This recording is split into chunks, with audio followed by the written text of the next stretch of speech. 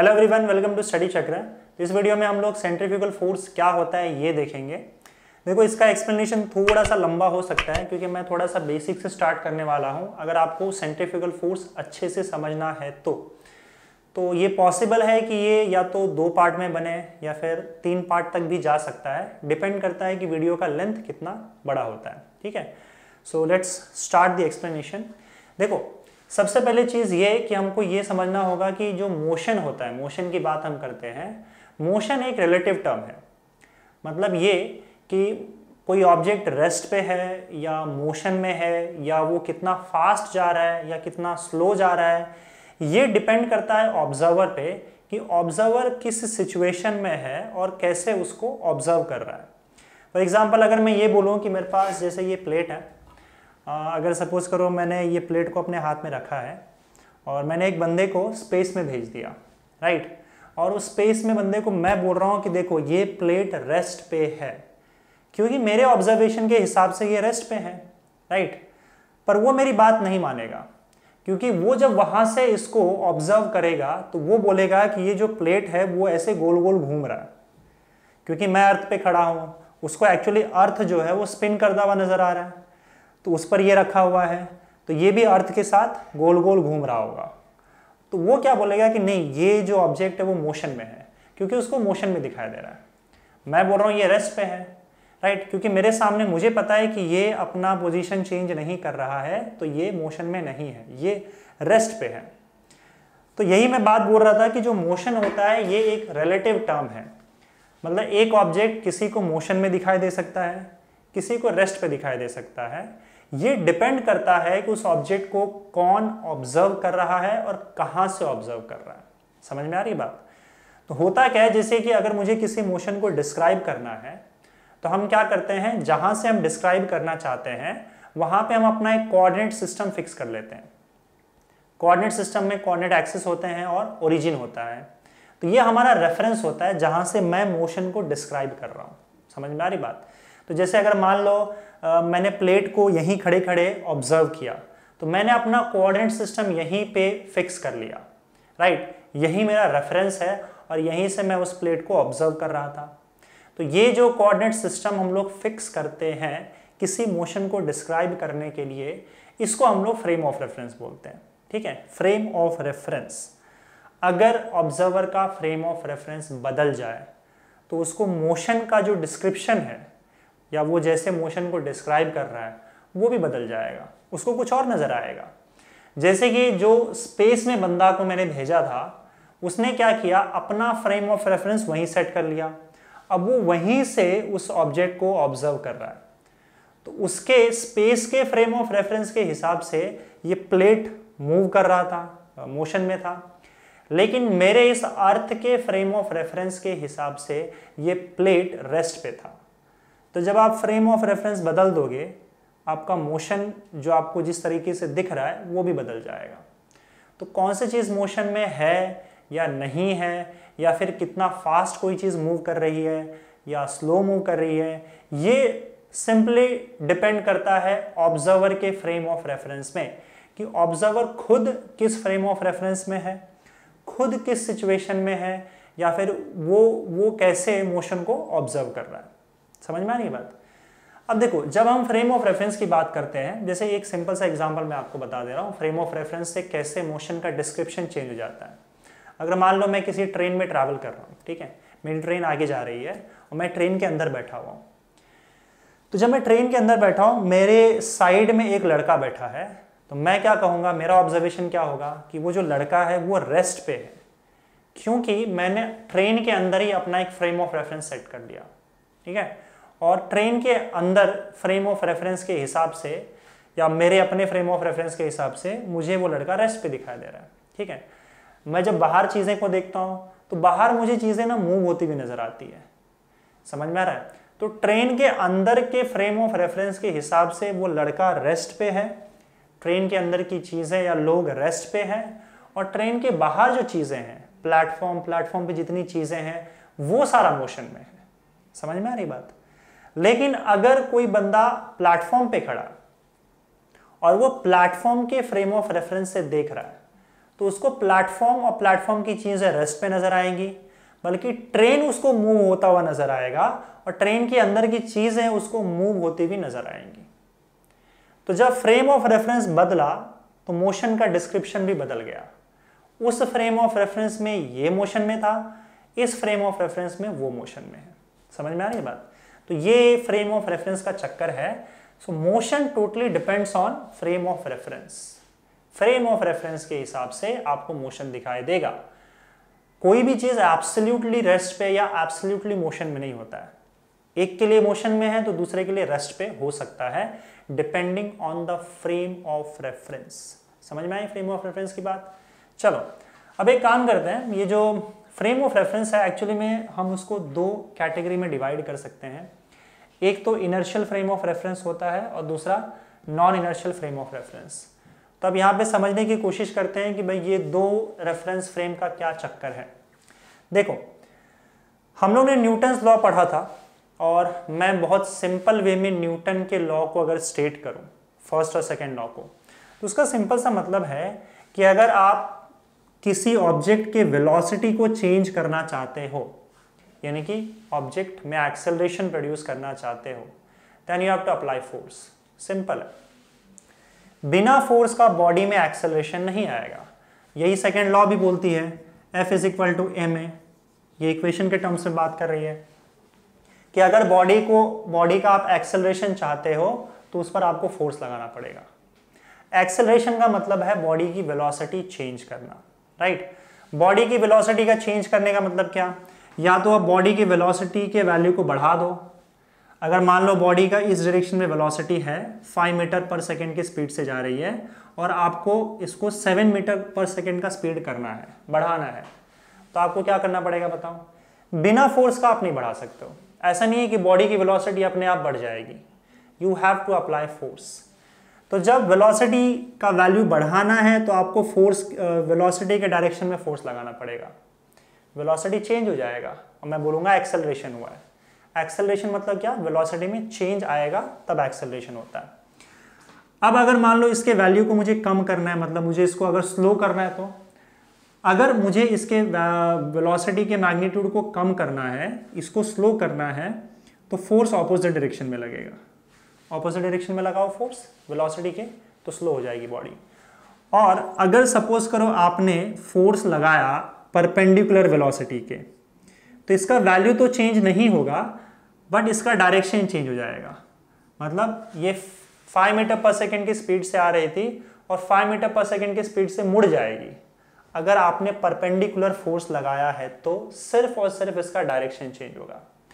But because velocity is a vector quantity, तो अगर उसका डायरेक्शन भी चेंज होता है तब भी मैं बोलता हूं कि वेलोसिटी में चेंज आया है। और वेलोसिटी में चेंज आया है मतलब एक्सेलरेशन हुआ है। तो जहां कहीं भी इवन आपको बॉडी के वेलोसिटी का डायरेक्शन भी चेंज करना है तब भी आपको फोर्स लगेगा। फोर्स के बिना वेलोसिटी बिल्कुल भी चेंज नहीं होगा, ना तो उसका डायरेक्शन चेंज होगा ना ही उसका मैग्नीट्यूड चेंज होगा। समझ में आनी बात? ये सिंपल सा स्टेटमेंट है, या फिर मैंने बहुत सिंपल तरीके से न्यूटन के लॉ को आपको बता दिया। ठीक है, अगर आप इक्वेशन पे जाना चाहो तो मैथमेटिकली आप इस चीज को ऐसे लिख सकते हो, F is equal to M A. यहाँ पे क्लियरली दिख रहा है कि अगर आप बॉडी पर फोर्स लगाओगे तो उसकी वेलोसिटी चेंज होगी, मतलब उसका एक्सेलरेशन होगा। और या फिर आप ऐसे बोल सकते हो कि अगर बॉडी में एक्सेलरेशन हुआ है तो डेफिनेटली उस पर फोर्स लगा है, बिना फोर्स का एक्सेलरेशन नहीं हो सकता। ठीक है, तो ये तो इक्वेशन की बात हो गई। अच्छा अब सुनो, ये जो न्यूटन का लॉ है या ये जो इक्वेशन ऑफ मोशन है न्यूटन का, ये एक्चुअली सिर्फ इनर्शियल फ्रेम में ही काम करता है, या फिर आप इनर्शियल फ्रेम ऑफ रेफरेंस में ही न्यूटन का लॉ यूज कर सकते हो। इनर्शियल फ्रेम ऑफ रेफरेंस, ठीक है। Non inertial frame of reference में न्यूटन का लॉ एप्लीकेबल नहीं है, ये बड़ी बात है, लेकिन समझना इस चीज को। Non inertial frame of reference में आप न्यूटन के लॉ अप्लाई नहीं कर सकते हो, गलत हो जाएगा। या फिर आप ऐसे बोल सकते हो कि जिस फ्रेम ऑफ रेफरेंस में न्यूटन का लॉ काम करता है या फिर वो वैलिड है, उस फ्रेम ऑफ रेफरेंस को हम लोग इनर्शियल फ्रेम ऑफ रेफरेंस बोल देते हैं। अगर किसी फ्रेम ऑफ रेफरेंस में न्यूटन का लॉ काम नहीं करता तो उसको हम लोग बोलते हैं non inertial frame of reference. Right.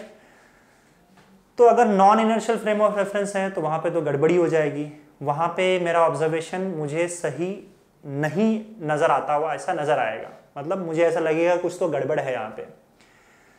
तो हम ये चाहते थे कि कोई बंदा इनर्शियल फ्रेम ऑफ रेफरेंस में रहे या non inertial frame of reference में रहे, दोनों का रिजल्ट या दोनों का इक्वेशन जो है वो सेम आना चाहिए। तो हमने क्या किया, हमने बोला कि आप नॉन इनर्शियल फ्रेम में भी न्यूटन का इक्वेशन यूज करो, लेकिन वहां पे आपको एक एक्स्ट्रा टर्म ऐड करना पड़ेगा, ठीक है, और एक चेंज लाना पड़ेगा।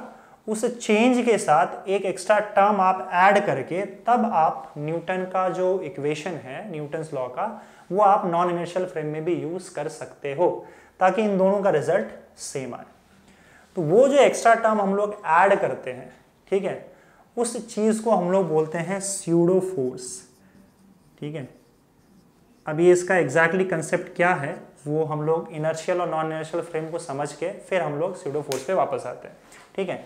तो पहले तो देखते हैं कि भाई कैसे काम नहीं करता है non inertial frame of reference में न्यूटन का लॉ। तो एक काम करो, जैसे कि अगर मान लो मेरे पास, मैं एक ट्रेन में हूँ, मान लो ट्रेन में एक आदमी है, ठीक है, इस आदमी को मैं ऑब्जर्व कर रहा हूँ, लेकिन मैं इसको ऑब्जर्व कैसे कर रहा हूँ, बाहर खड़े होकर प्लेटफॉर्म पे। तो प्लेटफॉर्म पे खड़े होकर मैंने देखा कि ये जो डब्बा है, इस डब्बे में ये आदमी ऐसे खड़ा है और ट्रेन अभी जस्ट स्टार्ट होने वाली है, ठीक है। तो ये मान लो ट्रेन में ऐसे खड़ा है और ट्रेन अभी जस्ट स्टार्ट होने वाली है, राइट। तो ये रेस्ट पे है, डब्बा रेस्ट पे है, सब कुछ रेस्ट पे है, ओके। ट्रेन जैसे स्टार्ट होती है तो हमको पता है कि हमको ऐसे पीछे की ओर धक्का लगता है, राइट। तो ट्रेन जैसे स्टार्ट हुई, इसको पीछे की ओर धक्का लगा। अब मुझे इस पूरे सिचुएशन को एक्सप्लेन करना है, तो मैं कैसे एक्सप्लेन करूँगा। अगर मैं प्लेटफॉर्म पे खड़ा हूँ तो न्यूटन का फर्स्ट लॉ एक्सप्लेन करके इसको बड़े आसानी से एक्सप्लेन कर सकता हूँ, ठीक है। Newton's first law of motion में एक और चीज़ याद रखना, ये क्लियर भी है कि आप जिस बॉडी पर फोर्स लगाओगे उसी बॉडी की वेलोसिटी चेंज होगी। जिस बॉडी पे फोर्स नहीं लगाओगे उस बॉडी की वेलोसिटी चेंज नहीं होगी। जैसे ऐसा नहीं होगा कि मैं अगर मार्कर पे फोर्स लगाऊं ऐसे, तो वहां पे जो रखा ऑब्जेक्ट है वो हिल जाएगा, ऐसा नहीं है।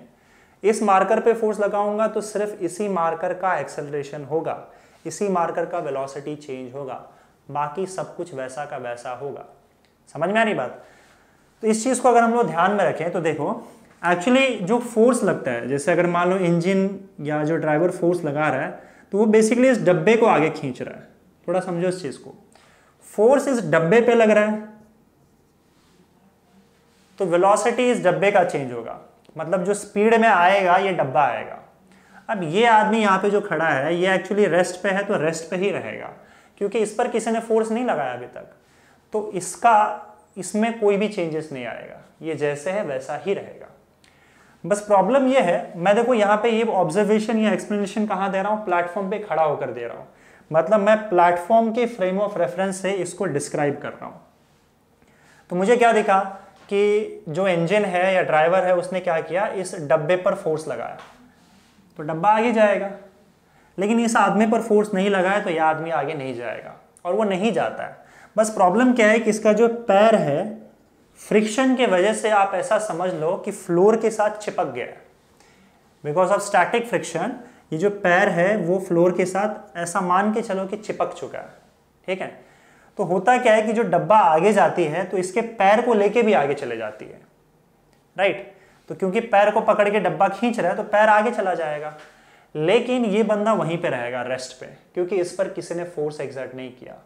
फोर्स डब्बे पे एग्जर्ट हुआ तो डब्बा आगे जाएगा। तो प्रॉब्लम क्या है, क्योंकि इसका पैर खींच के आगे चला जाता है, ठीक है, और वो बंदा वहीं रेस्ट पे होता है, तो इसको ऐसा लगता है कि मुझे पीछे किसी ने धकेला है, लेकिन इसको किसी ने धकेला नहीं। इनफैक्ट इस पर तो किसी ने फोर्स ही नहीं लगाया, डब्बे पे लगा, डब्बा आगे गया और डब्बे ने इसके पैर को फ्रिक्शन के वजह से आगे खींच लिया। Since this object there is no force exerted on this particular person, ये रेस्ट पे था, रेस्ट पे ही है, पर ये ऐसे तो रह नहीं सकता ना। तो फिर क्या करता है इस सिचुएशन में, वो अपना मस्कुलर फोर्स लगाता है खुद पे और फिर उसी वेलोसिटी में आ जाता है जिस वेलोसिटी में ये ट्रेन चल रही है, ताकि बैलेंस बना रहे। तो मैंने बड़े आसानी से इसको एक्सप्लेन कर दिया। अब अगर मान लो इक्वेशन ऑफ मोशन मुझे इसका यूज करना है तब भी कोई प्रॉब्लम नहीं है। मैं बोलूंगा कि देखो ये जो आदमी है, ये आदमी रेस्ट पे है, तो मतलब इसका एक्सेलरेशन 0 है। और इसका एक्सेलरेशन 0 क्यों है? क्योंकि इस पर फोर्स एक्सर्ट नहीं हो रहा है। So when there was no force exerted on this person, इस पर्सन पे फोर्स 0 लगा था, तो इसका एक्सेलरेशन भी कितना आया? 0 आया। तो ये तो रेस्ट पे दिख रहा है ना मुझे, तो न्यूटन का लॉ काम कर रहा है। फोर्स नहीं तो एक्सेलरेशन नहीं। ठीक है। अच्छा, ट्रेन की बात करते हैं। तो ट्रेन पे इतना फोर्स लगा, ट्रेन पे इतना फोर्स लगा तो उसका इतना एक्सेलरेशन हुआ आगे की ओर, और वो इस एक्सेलरेशन के साथ ट्रेन आगे जा रही है, या ट्रेन का डब्बा आगे जा रहा है। तो न्यूटन का लॉ तो यहाँ पे काम कर रहा है। कहाँ से मैं ये चीज़ें ऑब्जर्व कर रहा हूँ? जब मैं प्लेटफॉर्म पे खड़ा हूँ और प्लेटफॉर्म के फ्रेम ऑफ रेफरेंस से। तो क्योंकि प्लेटफॉर्म के फ्रेम ऑफ रेफरेंस से न्यूटन का लॉ सही नज़र आ रहा है, इक्वेशंस मैं यूज़ कर पा रहा हूँ, तो इसका मतलब प्लेटफॉर्म का जो फ्रेम ऑफ रेफरेंस है वो एक इनर्शियल फ्रेम ऑफ रेफरेंस है। क्लियर है? चलो अब एक काम करते हैं, अब हम लोग ट्रेन के अंदर घुसते हैं। ठीक है। तो जब आप ट्रेन के अंदर घुसोगे, जैसे ये बंदा, वापस से इसको हम खड़ा कर देते हैं डब्बे में। ठीक है। अब मैं खुद डब्बे के अंदर जाके इसको ऑब्जर्व कर रहा हूं। ठीक है। अब मेरा ऑब्जर्वेशन क्या होगा? देखो, जब आप ट्रेन के अंदर होते हो तो आपके लिए ये जो ट्रेन है वो रेस्ट पे होगा। तो हम ट्रेन के अंदर के फ्रेम ऑफ रेफरेंस से इसको ऑब्जर्व करने की कोशिश करते हैं। तो यहाँ पे मुझे क्या नजर आएगा? अब मुझे ट्रेन रेस्ट पे नजर आएगा, मुझे बाहर की चीजें मूव होते हुए नजर आएंगी। ठीक है। तो ये अभी अज्यूम कर लो कि मैं बाहर नहीं देख रहा हूँ, बस हम ट्रेन के अंदर देख रहे हैं, और मुझे ऑब्वियसली बात है ट्रेन रेस्ट पे नजर आएगा। और कुछ टाइम के बाद अचानक मुझे क्या दिखता है कि ये बंदा पीछे ऐसे गिरता है, इस तरीके से। ठीक है। और मुझे ये चीज़ समझ नहीं आती और मैं एक्सप्लेन नहीं कर पाता हूँ, क्योंकि मुझे कहीं से भी इस पर फोर्स एग्जर्ट होते हुए नजर नहीं आता है। So there is no force which I see exerted on this person. Force 0 है, लेकिन फिर भी इसका एक्सेलरेशन मुझे पीछे की ओर नजर आता है। तो इसका मतलब 0 फोर्स होने के बाद भी इसका एक्सेलरेशन होता है कुछ ना कुछ। अब ये चीज़ मैं न्यूटन के लॉ के अकॉर्डिंग नहीं कर सकता, क्योंकि F is equal to ma। अगर मैं इस इक्वेशन में फोर्स का वैल्यू 0 डालूं, फोर्स का वैल्यू अगर हम 0 डालेंगे, इसको मास से आप डिवाइड कर दोगे तो एक्सेलरेशन का वैल्यू भी 0 ही आएगा। तो प्रॉब्लम ये है, फोर्स का वैल्यू 0 यहाँ पे तो है, लेकिन मुझे फिर भी इसका कुछ ना कुछ पीछे की ओर एक्सेलरेशन दिख रहा है। दिखा मुझे कि इसका पीछे कुछ ना कुछ एक्सेलरेशन हुआ, वो भी बिना फोर्स का। राइट। तो यहाँ पे मैं फंस जाता हूँ। यहाँ पे मैं ये न्यूटन का लॉ यूज ही नहीं कर सकता, क्योंकि वो एप्लीकेबल ही नहीं है। विदाउट फोर्स इसका एक्सेलरेशन हो रहा है। तो अगर मुझे न्यूटन के लॉ को यहाँ पे एक्सप्लेन करना है, या फिर मुझे यहाँ पे यूज करना है, तो मुझे क्या करना पड़ेगा? ये ऐसा फ्रेम ऑफ रेफरेंस है जहां पे न्यूटन का लॉ काम नहीं कर रहा। तो ट्रेन के अंदर का जो फ्रेम ऑफ रेफरेंस है, इसको हम लोग बोलते हैं non inertial frame of reference. तो अभी फिलहाल ट्रेन के अंदर हम लोग जो ऑब्जर्व कर रहे हैं, वो ट्रेन के अंदर का frame non inertial frame of reference है। न्यूटन का लॉ काम नहीं करेगा। तो ऐसे सिचुएशन में हमको इक्वेशन तो यूज करना ही है। तो हम क्या करेंगे, यहाँ पे एक चीज अज्यूम करते हैं। क्या अज्यूम करते हैं? भले यहाँ पे मुझे कुछ दिख नहीं रहा है कि इस पर कोई फोर्स लगा हो, लेकिन मैं अज्यूम करूंगा कि सामने से एक फोर्स आया है। Try to understand this. मैं यहाँ पे अज्यूम करूंगा कि सामने से एक फोर्स आया जिसने इस बॉडी का पीछे की ओर एक्सेलरेशन किया। ये जो अज्यूम किया हुआ फोर्स है, इसको हम लोग स्यूडो फोर्स बोलते हैं। ये हम लोग को non inertial frame of reference में अज्यूम करना पड़ता है, ताकि मैं न्यूटन के लॉ को एक्सप्लेन कर सकूं और न्यूटन के लॉ के इक्वेशन को यूज कर सकूं। ठीक है। तो आप बोलोगे कि भाई कितना फोर्स अज्यूम करना पड़ेगा? हमको उतना फोर्स अज्यूम करना पड़ेगा कि जितने फोर्स से इसका पीछे की ओर जो एक्सेलरेशन हो रहा है, उतना एक्सेलरेशन हो जाए। समझ में आ रहा है? तो मान लो इसका एक्सेलरेशन a हो रहा है पीछे की ओर, तो हमको इतना फोर्स पीछे की ओर अज्यूम करना पड़ेगा जिससे इसका a एक्सेलरेशन हो जाए। और मैं उसके बाद ये इक्वेशन सामने रख दूंगा। मैं बोलूंगा कि देखो, इसका इतना फोर्स पीछे की ओर लग रहा है, ये अज्यूम किया हुआ मैंने। ठीक है, मुझे ऐसा कोई फोर्स नजर नहीं आया, but because we are in non inertial frame of reference जहाँ पे न्यूटन का लॉ काम नहीं कर रहा है, तो मैं ये अज्यूम कर रहा हूँ कि इतना फोर्स इस बॉडी पर पीछे की ओर लगा है और this force is equal to mass into acceleration. तो अब न्यूटन का लॉ यहाँ पे एप्लीकेबल हो जाएगा या फिर ये इक्वेशन मैं यूज कर सकता हूँ। तो ये एक्स्ट्रा टर्म मैंने यहाँ पे ऐड कर दिया। ठीक है, हमारा इक्वेशन क्या था बताओ? जीरो, फोर्स तो जीरो लग रहा है ना इस पे, zero is equal to mass into acceleration, और ये इक्वेशन तो सही नहीं था। तो हमने क्या किया, इस इक्वेशन में एक एक्स्ट्रा टर्म स्यूडो फोर्स वाला ऐड कर दिया। ठीक है, F S plus zero is equal to M में, और ये इक्वेशन बन गया F S is equal to M में।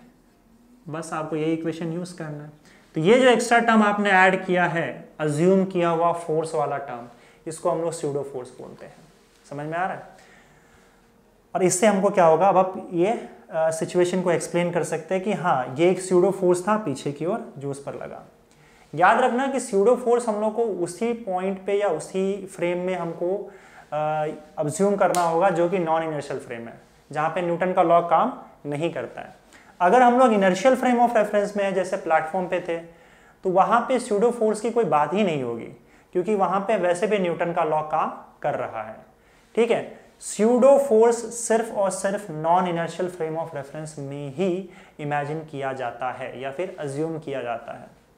अच्छा, अब मैं बोल रहा हूँ कि क्या हमेशा जो ट्रेन के अंदर का फ्रेम होगा वो नॉन इनर्शियल फ्रेम होगा? नहीं। देखो, नॉन इनर्शियल फ्रेम कब होगा? जब न्यूटन का लॉ हमको गलत नजर आएगा। जैसे मान लो ट्रेन प्लेटफॉर्म पे रुकी हुई है, तो जब ट्रेन प्लेटफॉर्म पे रुकी हुई है तब तो कोई प्रॉब्लम नहीं है, तब अब ट्रेन के अंदर रहोगे तब भी आपको सारी चीज़ें सही नज़र आएंगी, राइट? ट्रेन के बाहर भी सारी चीज़ें सही नज़र आएंगी। तो जब ट्रेन रुकी हुई है तब वो इनर्शियल फ्रेम बन जाता है, तब कोई प्रॉब्लम नहीं है। तब अगर चीज़ें रुकी हुई हैं तो रुकी हुई रहेंगी, अपने आप मूव नहीं होगी, राइट? जब ट्रेन कांस्टेंट वेलोसिटी के साथ जाती है, मतलब उसकी वेलोसिटी चेंज नहीं होती है। आप जैसे इमेजिन करो कि एक पर्टिकुलर पॉइंट के बाद ट्रेन जैसे स्टार्ट होती है, मान लो, तो स्टार्ट होते ही हमको ये स्यूडो फोर्स लगता है, पीछे की ओर धक्का लगता है, लेकिन उसके बाद कोई प्रॉब्लम नहीं होती है, उसके बाद सारी चीज़ें वैसे की वैसे अपने जगह पे होती है। तो ट्रेन अगर कांस्टेंट स्पीड से, उसकी स्पीड अगर ना चेंज हो, तब अगर मैं ट्रेन की बात करूं तो तब भी वो एक इनर्शियल फ्रेम होगा। देखो, ट्रेन रुकी हुई है तब वो इनर्शियल फ्रेम है, कोई प्रॉब्लम नहीं है, आप न्यूटन के लॉ यूज कर सकते हो। ट्रेन अगर कांस्टेंट वेलोसिटी के साथ, कांस्टेंट वेलोसिटी मतलब ट्रेन का स्पीड भी चेंज नहीं होना चाहिए और डायरेक्शन भी चेंज नहीं होना चाहिए, अगर वो स्ट्रेट लाइन में सेम स्पीड से जाते रहे, तब भी वो इनर्शियल फ्रेम है, तब भी आप न्यूटन का लॉ यूज कर सकते हो और वहां पे कोई स्यूडो फोर्स नहीं होगा। बस ट्रेन अगर अपना स्पीड चेंज कर ले या डायरेक्शन चेंज कर ले तो वहां गड़बड़ हो जाता है, तब वो क्या हो जाता है? नॉन इनर्शियल फ्रेम हो जाता है, और वहां फिर आपको एक स्यूडो फोर्स इमेजिन करना पड़ेगा। ये किसी भी केस के लिए, कोई भी ऐसा फ्रेम जो किसी इनर्शियल फ्रेम के रिस्पेक्ट में अगर उसकी वेलोसिटी चेंज हो जाए, ठीक है, तो वो नॉन इनर्शियल फ्रेम बन जाता है। जैसे आप बाइक पे बैठो, बाइक जैसे स्टार्ट होती है आपको पीछे की ओर धक्का लगता है, तो वो जो बाइक का फ्रेम है वो क्या हो गया? Non inertial frame. लेकिन अगर बाइक सेम स्पीड से एक स्ट्रेट लाइन में जा रही है, उसकी वेलोसिटी अगर नहीं बदल रही है, तब फिर सब कुछ सही है, तब वो इनर्शियल फ्रेम हो जाता है। लेकिन अगर मान लो अचानक से स्लो हो जाए तो तब फिर आगे धक्का लगता है। तो जहां आपके फ्रेम का, आप जिस फ्रेम ऑफ रेफरेंस में हो, अगर उसकी वेलोसिटी बदल जाए, ठीक है, तो फिर वो नॉन इनर्शियल फ्रेम हो जाएगा, और नॉन इनर्शियल फ्रेम हो गया तो वहां पे आपको स्यूडो फोर्स अज्यूम करना पड़ेगा, नहीं तो आपका इक्वेशन काम नहीं करेगा। समझ में आ रहा है? तो क्योंकि नॉन इनर्शियल फ्रेम का जो वेलोसिटी होता है वो इनर्शियल फ्रेम के रिस्पेक्ट में चेंज होता है, मतलब इसकी वेलोसिटी कांस्टेंट नहीं होती है, इसलिए हम इसको एक्सेलरेटेड फ्रेम भी बोलते हैं। एक्सेलरेटेड क्यों? क्योंकि इस फ्रेम की वेलोसिटी चेंज होती है। अगर वेलोसिटी फ्रेम की चेंज ना हो तो वो इनर्शियल फ्रेम बन जाता है। ठीक है, अच्छा, मैं ये बोल रहा हूँ कि अगर मैं आपसे ये बोलूँ कि स्यूडो फोर्स का वैल्यू कैसे कैलकुलेट करेंगे हम लोग, तो देखो, स्यूडो फोर्स का फॉर्मूला सीधा सीधा याद रखना। स्यूडो फोर्स का मैं मैग्नीट्यूड और डायरेक्शन दोनों बता देता हूँ। तो यहाँ पे मैग्नीट्यूड की बात कर रहा हूँ। स्यूडो फोर्स का मैग्नीट्यूड होता है मास ऑफ ऑब्जेक्ट, उस ऑब्जेक्ट का मास जिस पर स्यूडो फोर्स लग रहा है। Multiplied by acceleration of frame, ठीक है, acceleration of frame of reference. तो ये फॉर्मूला है, मास of the object multiplied by acceleration of the frame लेना है, समझ में आ रहा है? तो वो स्यूडो फोर्स आपको मिल जाएगा। तो ये स्यूडो फोर्स का फॉर्मूला है, आप इसको ऐसे लिख सकते हो जैसे F S is equal to mass of the object multiplied by acceleration of the frame of reference. ये फॉर्मूला इसका याद रखना। दूसरी बात ये, अगर इसके डायरेक्शन की बात करूं तो स्यूडो फोर्स का डायरेक्शन हमेशा, याद रखना, स्यूडो फोर्स का डायरेक्शन हमेशा फ्रेम के एक्सेलरेशन के डायरेक्शन के ऑपोजिट होगा।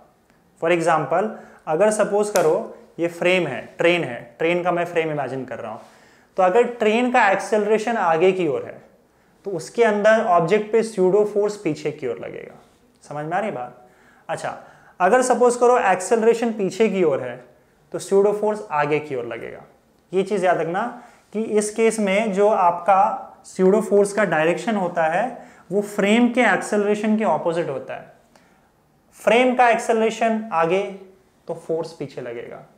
तो जब मान लो ट्रेन आगे जा रही है और आगे जाते हुए उसका स्पीड बढ़ जाता है, तो एक्सेलरेशन ट्रेन का आगे हो रहा है, तो उसके अंदर ऑब्जेक्ट को पीछे की ओर धक्का लगेगा या स्यूडो फोर्स पीछे की ओर आएगा।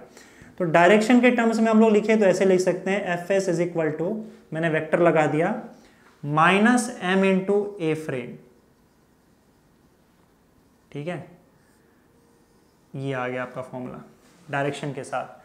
माइनस क्यों यूज किया हुआ है? क्योंकि फ्रेम का एक्सेलरेशन और स्यूडो फोर्स दोनों ऑपोजिटली डायरेक्टेड होंगे, राइट? तो इस तरीके से आप स्यूडो फोर्स कैलकुलेट कर सकते हो। आई होप यहाँ पे आपको चीजें क्लियर हो चुकी हो कि अगर हम non inertial frame of reference में है, जिसको हम लोग एक्सेलरेटेड फ्रेम भी बोलते हैं, तो इस फ्रेम में हमको एक स्यूडो फोर्स इमेजिन करना पड़ेगा, जिसका ये फॉर्मूला मैंने आपको बता दिया, ठीक है? तो वीडियो क्योंकि थोड़ा लंबा हो गया है, तो सेंट्रीफ्यूगल फोर्स का कंसेप्ट कहाँ से आया और ये क्या होता है एग्जैक्टली, ये हम लोग नेक्स्ट वीडियो में देखने वाले हैं, ठीक है?